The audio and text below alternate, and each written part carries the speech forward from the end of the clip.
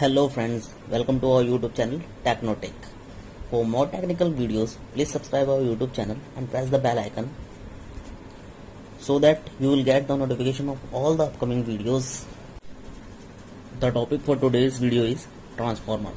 So basically आज की video में हम ट्रांसफार्मर के बारे में जानेंगे कि ट्रांसफार्मर होता क्या है एंड देन उसके मेन पार्ट्स कौन से होते हैं, उसकी वाइंडिंग्स के बेस पे किस टाइप पे हम ट्रांसफार्मर को डिवाइड करते हैं, देन वर्किंग क्या है ट्रांसफार्मर की and many more thing. So let's start today's video without wasting of time. So transformer. So जब हम ट्रांसफार्मर की बात करते हैं तो सबसे पहले हमें बेसिक चीज़ें पता होनी चाहिए, जैसे कि ट्रांसफार्मर क्या एक एसी मशीन है. AC machine means alternating current से ऑपरेट होता है हमारा जो ट्रांसफार्मर है. सेकेंड चीज, ट्रांसफार्मर नाम से ही पता चल रहा है कि ये ट्रांसफर करेगा. क्या करेगा? ट्रांसफर इलेक्ट्रिकल एनर्जी को ट्रांसफर करेगा. इलेक्ट्रिकल एनर्जी को ट्रांसफर करेगा. कहां से कहां ट्रांसफर करेगा? एक सर्किट से दूसरे circuit, one circuit to another circuit. Third, हमें ये पता है कि ट्रांसफार्मर क्या है, एक एसी मशीन है, ट्रांसफर करता है इलेक्ट्रिकल एनर्जी वन सर्किट से अनदर सर्किट. एंड थर्ड क्या है, ये एक स्टैटिक मशीन है. स्टैटिक मशीन को हम कैसे समझ सकते हैं? जैसे कि स्टैटिक मीन्स होता है स्टेशनरी. स्टेशनरी मीन्स इसमें कोई भी मूविंग पार्ट नहीं होता है, नो मूविंग पार्ट. जैसे कि फ्रेंड्स आपने देखा होगा फैन होता है हमारा. फैन के अंदर दो पार्ट होते हैं, एक स्टेटर और रोटर. मतलब इसमें रोटेटिंग पार्ट भी होता है. बट ट्रांसफार्मर के अंदर क्या है, हमारा सिर्फ स्टैटिक पार्ट होता है, मतलब स्टेशनरी पार्ट होता है. उसके अंदर कोई भी ऐसा मूविंग पार्ट नहीं होता है. सिमिलरली मोटर होता है. मोटर के अंदर भी क्या है, दो पार्ट होते हैं हमारे, स्टेटर स्टेशनरी पार्ट और रोटेटरी पार्ट. फिजिकली हमारा ट्रांसफार्मर कुछ इस तरीके का दिखता है. इसमें आपको ये प्राइमरी साइड होती है और एक सेकेंडरी साइड होती है, मतलब दो साइड होती है आपकी, बीच में कोर होते हैं, और ये क्या है, लैमिनेटेड शीट है. सो ट्रांसफार्मर की कंस्ट्रक्शन की बात करें तो बेसिकली हमारे इसके दो बेसिक पार्ट होते हैं, two basic parts. Basic parts कौन कौन से? एक तो कोर हो गया आपका, एंड सेकेंड इज वाइंडिंग, जो टर्न्स होते हैं हमारे कॉपर के. Other than this parts we have insulation. Insulation provide करने के लिए हम इंसुलेशन की शीट्स यूज करते हैं. एंड देन हम इसके अंदर लैमिनेटेड शीट यूज करते हैं, जो हमारे लॉसेस को रिड्यूस करता है, रिड्यूस करने में हेल्प करता है. लैमिनेटेड शीट जो स्टील की या फिर आयरन की होती है. फर्दर सर्किट डायग्राम की बात करें ट्रांसफार्मर की तो हम कुछ इस तरीके से इसको बना सकते हैं. जैसे ये हमारा कोर है, कोर मान लिया इसको, और कुछ इस तरीके से इसकी वाइंडिंग को शो कर देते हैं, और इसकी सेकेंडरी वाइंडिंग को शो कर देते हैं. सो ये हमारा, इसको मान लेते हैं सोर्स ही हमारा, यहाँ से एसी. हमेशा याद रखना फ्रेंड्स, हमारा जो ट्रांसफार्मर होता है वो एसी पे वर्क करता है, डीसी पे नहीं करता है.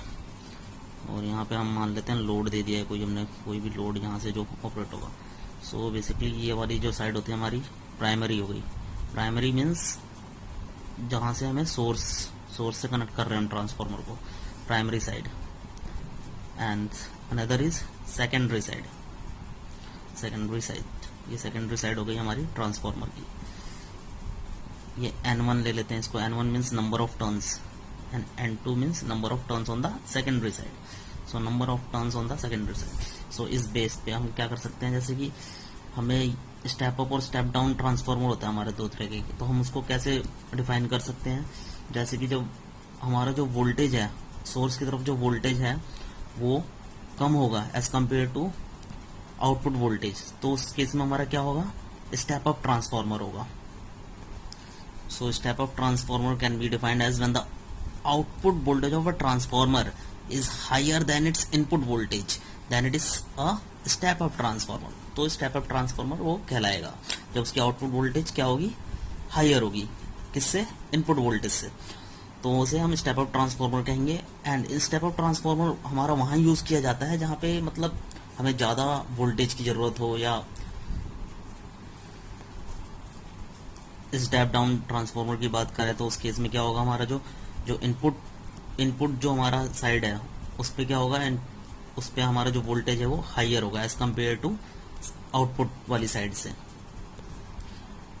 सो स्टेप डाउन ट्रांसफार्मर को हम ऐसे डिफाइन कर सकते हैं, व्हेन द आउटपुट वोल्टेज, जो आउटपुट वोल्टेज है हमारा of a transformer is lower than input voltage, मतलब इनपुट वोल्टेज से कम होगा हमारा आउटपुट वोल्टेज, देन उसको हम क्या कहेंगे, स्टेप डाउन ट्रांसफार्मर। और स्टेप डाउन ट्रांसफार्मर हम वहां यूज करते हैं जहां पे हमें कम वोल्टेज की जरूरत होती है। जैसे हमें एसएमपीएस में यूज करते हैं हम, जैसे 220 से हमारा इनपुट दे दिया हमने और वो फिर उसको 12 वोल्ट में कन्वर्ट करके दे रहा है हमें, लाइक 12 वोल्ट 24 वोल्ट इस टाइप से हमें आउटपुट दे रहा है।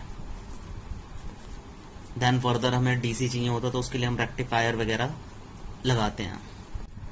सो now we will understand how transformer works. So इसका सर्किट बना लेते हैं हम पहले। So this is our primary side and this is our secondary side. So इसमें हम मान लेते हैं ज्यादा टर्न्स है। यहाँ पे एक लोड दे देंगे और इसको हम प्राइमरी साइड बना देते हैं।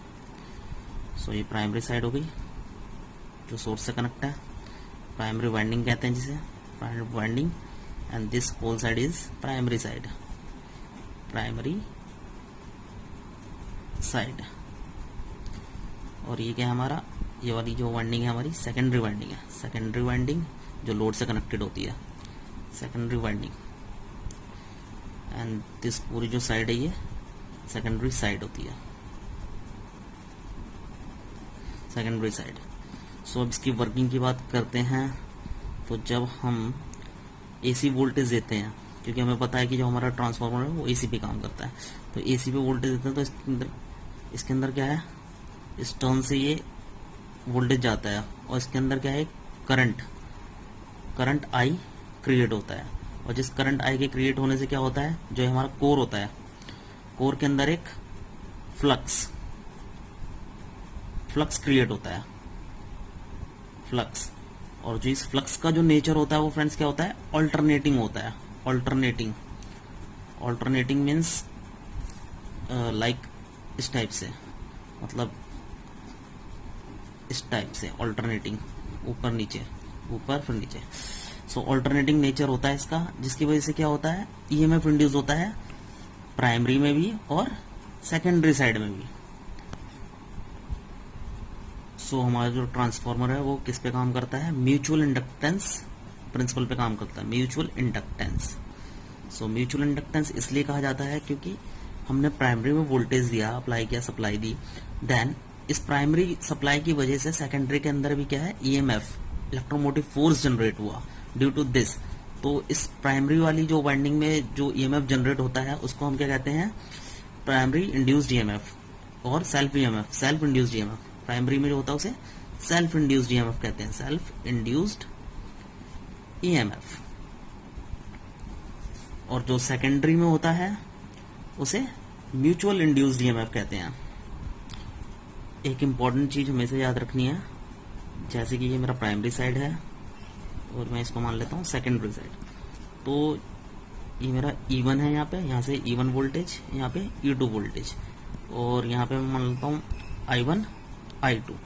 सो इस केस में क्या होता है, जो हमारा पावर ट्रांसमिट होगा यहाँ से यहाँ, बट पावर क्या होगी हमारी, दोनों साइड इक्वल होगी। Power P1 is equals to P2, मतलब ये P1 मान लेते हैं इस वाली साइड को और इस वाली साइड को P2, तो पावर क्या है, दोनों साइड सेम रहेगी। वेरी क्या करेगा हमारा, करंट एंड वोल्टेज। इस साइड अगर हमारा वोल्टेज ज्यादा है तो करंट कम होगा, इधर अगर करंट कम है तो वोल्टेज ज्यादा होगा, बट पावर जो है वो दोनों साइड। एक इंपॉर्टेंट रिलेशन होता है हमारा जो वोल्टेज, करंट एंड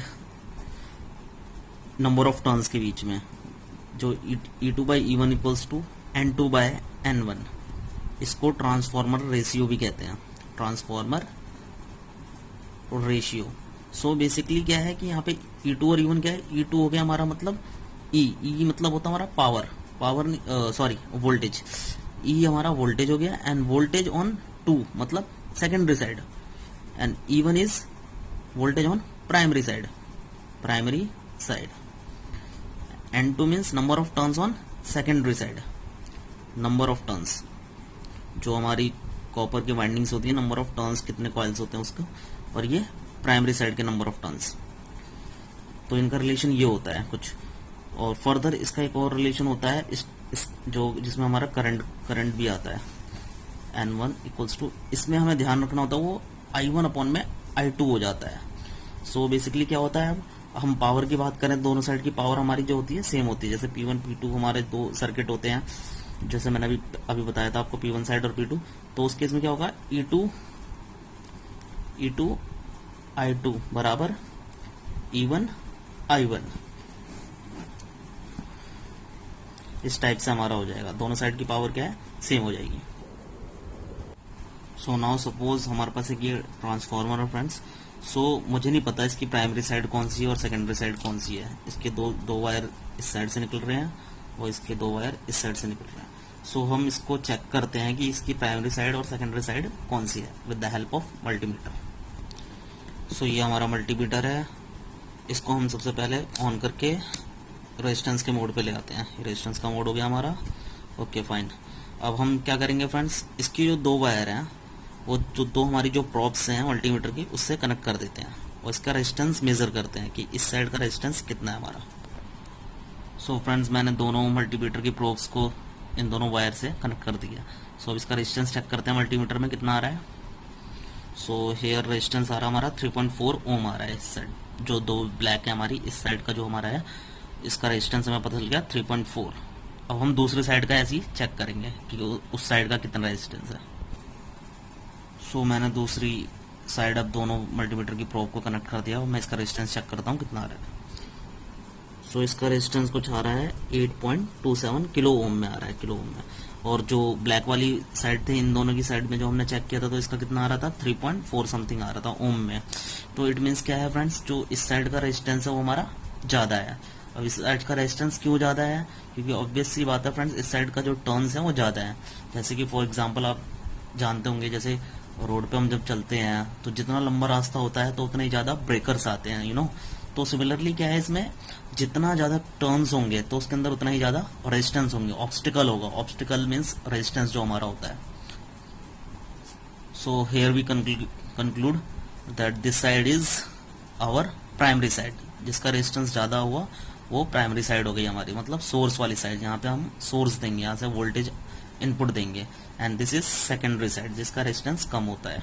ठीक है friends, so thank you everyone for watching today's video. I hope you will learn something from this video.